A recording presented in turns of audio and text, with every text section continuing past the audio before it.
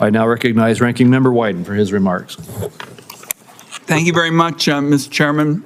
Later today, we're going to vote on the Oz nomination. I'm just going to spend a few minutes describing why I can't support the nomination. During his confirmation hearing, Dr. Oz was given the chance to assure the American people that he would not be a rubber stamp for Republican plans to gut Medicaid and hike Affordable Care Act premiums. At every turn, he failed the test. When I asked him a yes or no question about whether he would protect Medicaid, he dodged, he weaved, he simply wouldn't answer. That's a stark contrast to what I heard at town hall meetings, open to all, in Oregon the past week. In Oregon City, I was joined by Patty and Katina, a mom and a daughter who count on Medicaid to help with Katina's medical expenses. Because of Medicaid, Katina can thrive in the community as an Oregonian who lives with Down syndrome. There are countless other families in Oregon and across the country who are terrified of these cuts. Dr. Oz also ducked a number of my other questions. When pressed on whether nurses belong in nursing homes, he replied, "That was a complicated question." I just found that a jaw dropper. It isn't complicated for the rest of us whether nursing homes ought to have adequate staff to take your mom to the bathroom or give your grandpa meals. I told Dr. Oz it was pretty simple. Not only did the nominee dodge and weave during questioning at his confirmation hearing, he also failed to provide factual responses to our written questions submitted after the hearing. This lack of responsiveness to Congress ought to be unacceptable to every member of our committee. But the Republican majority once again seems eager to disregard their own congressional oversight responsibilities when Donald Trump calls the shots.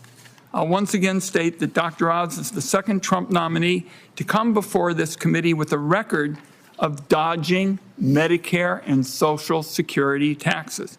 Nurses and firefighters across America pay taxes with every single hard-earned paycheck, but the multimillionaire nominated to run Medicare can't be bothered to do the same thing.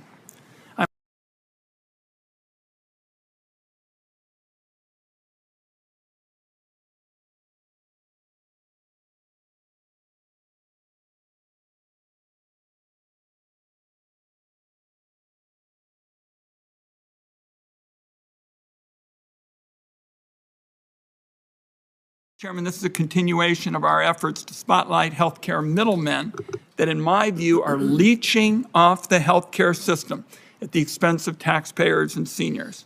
Our investigation found that too many for-profit insurance companies are spending billions of taxpayer dollars on marketing middlemen to drown seniors in calls and mailers. These tactics are designed to pressure them into enrolling in private health plans that might not even cover their preferred doctor or medicines, or that may put up unexpected roadblocks to getting the care they need. Insurance companies and these marketing middlemen have orchestrated a complex and complicated system to line the pockets of shareholders by raising costs for seniors and taxpayers and evading oversight and accountability. Given Dr. Oz's history of basically acting as a salesman for Medicare Advantage, putting him in charge of regulating these middlemen is almost like letting the fox guard the proverbial henhouse. The bottom line is that American tax dollars are in too many instances being used for profit insurance companies for shady marketing practices that take advantage of older people. For-profit insurance companies spend 5 times more on marketing and administrative expenses than traditional Medicare, which is, of course, run by the government. If Elon Musk and his cronies at Doge actually cared about targeting waste and fraud, they'd be focused on waste and Medicare Advantage rather than targeting Americans' hard-earned Social Security. We've successfully fought for more consumer protections against predatory MA marketing, and I asked Dr. Oz to pledge not to roll those protections back. He may be open to our concerns on that, and if he's confirmed, I'm going to hold him to that and watchdog this issue, spotlighting abuses.